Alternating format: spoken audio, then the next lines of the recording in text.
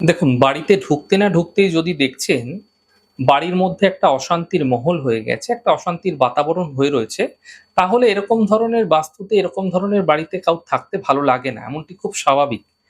লোকেরা অনেক সময় ভেবে থাকেন যে বাড়িতে যেন কোনো বাস্তুদোষ আছে, কোনো রকম দোষ রয়েছে, যার জন্য প্রতিদিন ঝঞ্ঝাট হচ্ছে মনে হচ্ছে।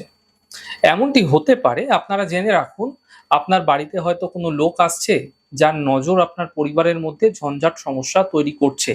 তা পরিবারের যারা লোক রয়েছে না, পরিবারের যারা মানুষ রয়েছে, ফ্যামিলি মেম্বার যারা রয়েছে, তার প্রত্যেকের সঙ্গে প্রত্যেকের একটা সম্পর্কের অবনতি ঘটছে আপনি দেখতে পাচ্ছেন। তো পরিবারের লোকজন যখন বাড়িতে ঢুকছে, তখনই দেখা যাচ্ছে অশান্তির ঝঞ্ঝাটের একটা সূচনা হয়ে যাচ্ছে। কিছু না কিছু ঝঞ্ঝাট, কিছু না কিছু সমস্যা লেগেই রয়েছে। বাড়ির বউ হতে পারে। বউয়ের সঙ্গে, বাচ্চাদের সঙ্গে, বড়দের সঙ্গে কিছু না কিছু ঝঞ্ঝাট থামছে না। তাহলে এখান থেকে বাঁচবেন কি করে? দেখুন, আপনাদেরকে আমি একটা উপায় বলে রাখি।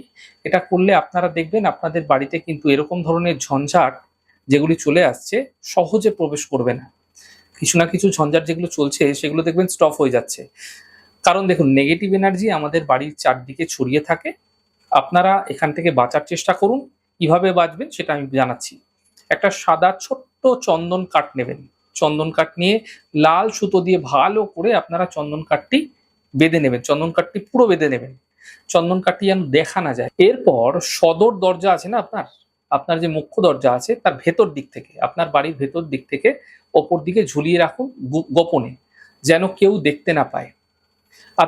আপনারা নিজেরা বেশ কিছুদিন পর থেকেই রিয়ালাইজ করবেন যে কোনো রকম যে অশান্তিগুলো ক্রমশ চলছিল, হঠাৎ করে ঝঞ্ঝাট লেগে যাচ্ছিল, সেগুলো ধীরে ধীরে প্রশমিত হতে দেখতে পাবেন।